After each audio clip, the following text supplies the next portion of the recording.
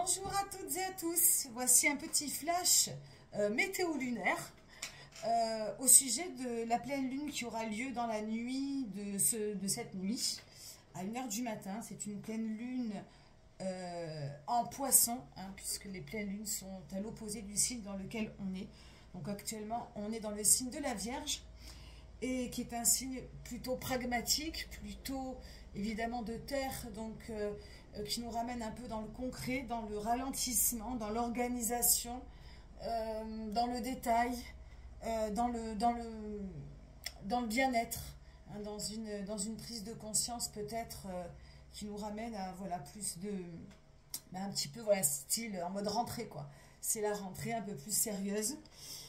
Qui peut des fois aller jusqu'au comment dirais-je, à être un petit peu peut-être trop méticuleux, trop vouloir bien faire, à peut-être placer parfois la barre trop haute. Bon, ça c'est pour la petite parenthèse astro, alors que l'opposé, le signe du poisson, est un signe beaucoup plus, c'est un peu voilà, un signe sans frontières, un état, il y a pas de frontières. On nage un peu en eau trouble, c'est un signe où les émotions peuvent être très fortes. Voilà, on est plus connecté à notre intuition, au monde un peu artistique. Enfin voilà, on est quelque chose d'un peu plus flou, d'un peu plus transporté. Donc la carte influente que j'ai tirée avec le Moon Void, qui est le 6 d'épée, nous indique qu'on vient, enfin voilà, il y a une espèce de bilan, comme si on avait fait un peu du chemin, donc cet été, peut-être au-delà, c'est un pont qui est vide, avec 6 petites épées, de la plus petite à la plus grande, et vers voilà, on arrive un petit peu comme au bout du tunnel. Dans le tarot de Marseille, le 6 d'épée, tous les 6, c'est du plaisir de penser. On est dans quelque chose d'assez positif, d'assez clairvoyant. Cette carte précisément parle de soutien. Peut-être qu'actuellement on accompagne quelqu'un dans une situation difficile, ou peut-être qu'on doit ouvrir les yeux parce qu'on a peut-être besoin d'aide, auquel cas il faut pouvoir accepter la main que l'on nous tend. Donc, où on est dans la bienveillance, soit où on doit accueillir de la bienveillance, puisqu'on peut se trouver dans une situation un peu problématique. Voilà. Cette carte indique donc que le pont traverse l'eau, enfin, voilà, une rivière, une mer. Et donc, voilà, ça fait forcément penser aux émotions. Donc, accueillir ces émotions, accueillir celles des autres, être assez ouvert à celles des autres, être à l'écoute de l'autre, c'est une carte donc qui vient indiquer tout cela. Et c'est plutôt et ça matche plutôt bien avec le signe du poisson, et également évidemment la pleine lune, qui est toujours un moment de forte intensité. Donc on peut se sentir galvanisé, on peut se sentir très fatigué, on peut se sentir très irritable. Donc toujours faire attention à ça, à ne pas rentrer dans certains pièges, voilà, émotionnels par exemple. Alors, j'ai tiré un nouveau jeu, ça s'appelle le tarot de l'illumination, je m'en sers jamais. Mais là pour la pleine lune, je change un peu de mon tarot de Marseille. Énergie principale, cavalier de coupe. Donc on est encore... on a une carte qui nous indique aussi, pareil, donc des émotions très fortes. Le cavalier, c'est le dernier personnage du tarot qui vient accomplir sa mission d'amour. Il a dépassé la voie de l'amour, il transite. Il tient une coupe à la main, il est un petit peu en mode spationaute, en mode guerrier.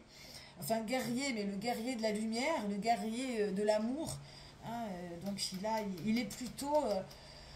ouais, j'ai envie de parler de galvaniser le cœur, voilà, c'est un petit peu haut les cœurs. Donc il y a peut-être une fin de période assez intense au niveau émotionnel, qu'elle ait été forte dans son côté positif ou forte dans son côté négatif.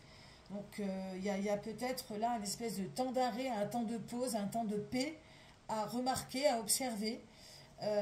Ou bien on est encore dans le boulgui-boulga, à ce moment-là. Donc il faut vraiment faire attention à ne pas être dans voilà, dans l'excès. L'excès d'émotion, l'excès de colère, hein, les excès négatifs. Mais j'ai plutôt tendance à visualiser, à observer, en tout cas pour ma part, qui suis très sensible. Bon, le jour culminant est dans la nuit et demain, hein, c'est 3 jours avant, 3 jours après, je vous le rappelle. Hein, il ne faut jamais vendre la peau de l'ours avant de l'avoir tué. Donc toujours faire attention à ces périodes, même si on se sent bien aujourd'hui, dans 5 minutes, tout peut basculer. Mais j'ai plutôt l'impression que cette pleine lune est plutôt positive. Et puis, en tout cas, il faut la prendre, tout est toujours positif, hein. De toute façon, avec moi et même sans moi, les messages de connexion à l'univers doivent être toujours positifs. Même si on traverse des moments difficiles, je pars du principe que c'est toujours un mal pour un bien, hein. Donc, mais j'ai quand même la sensation qu'on a passé un été quand même assez dense et que cette pleine lune vient mettre un peu de plénitude, un peu de... Même si c'est pas toujours très clair, même si c'est flou, même si ça peut être très fatigant, on est en mode un peu lâcher prise, en mode un peu repos. Et du coup, je vois plutôt ça de manière assez lumineuse. Alors, vers quelle énergie on se dirige? J'ai 2 cartes qui sont sorties et je garde toujours quand elles sont à 2. Alors, c'est le 8 de Pentacle. C'est un petit ouvrier là qui tape son denier au fer rouge, au fer brûlant. Hein, le 8, je vous le rappelle, je crois qu'on est tombé dessus lors de la dernière guidance. Les 8, c'est l'harmonie, c'est le point culminant. C'est pas le 10, c'est le point culminant d'alignement, d'harmonie, de richesse intérieure. Là, voilà, il en a 1, 2, 3, 4, 5, 6, 7. Et là, il est en train de sortir son 8e. Mais il est en train de le sortir. Donc, on est, je pense, voilà, à la fin d'un travail dans la matière, d'un travail... Hein, il y a un travail un peu laborieux, concentré, qui a été assez difficile. Et voilà, et le chemin, voilà, il est en train de faire. Hein, les deniers, c'est l'action, c'est l'incarnation, c'est la matière. Il est en train de le forger, ce dernier denier, à la sueur de son front.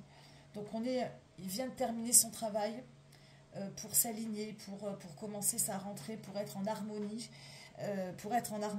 Hein. Mais cette carte indique qu'il faut pas, voilà, il faut continuer le chemin.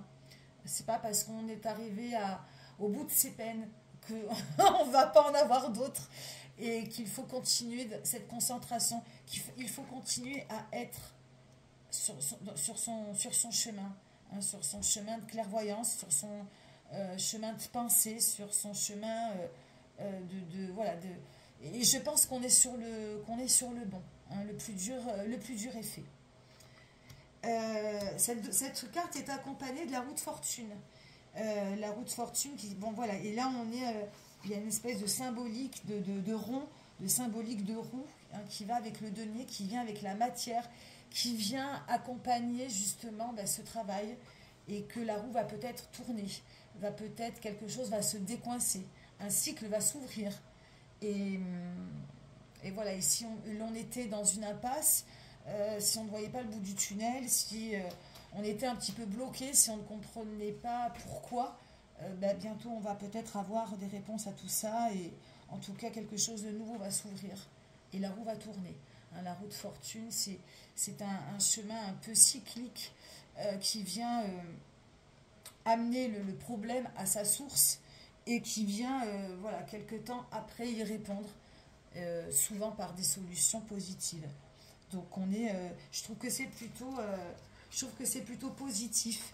Et par rapport à la guidance que je vous ai fait en début de semaine, qui vient aussi amener un nouveau cycle. Je crois qu'on avait des as, je sais plus lesquels, as de bâton il me semble. Enfin, voilà, on était en train de transiter vers quelque chose de nouveau et d'harmonieux. D'ailleurs, hop, je n'avais pas parlé de celle-ci, que normalement j'en parle au début, c'est pas grave. 6 de Pentacle, on est dans la matière, on vient, donc le 6 de Pentacle, c'est également quelque chose qui amène du plaisir, comme le 6. L'épée, c'est plutôt la communication, les émotions, la pensée, enfin, pas les émotions, mais la pensée. Et les 6 de Pentacle, on est dans la matière. Hein. Donc on est vraiment en recherche là On souffle après un été dense et on vient s'harmoniser avec des choses beaucoup plus simples, beaucoup plus terre à terre, beaucoup plus pragmatiques, en, en faisant attention peut-être encore une fois s'il y a des personnes qui sont un petit peu dans la panade actuellement. Voilà, demander de l'aide, accepter l'aide.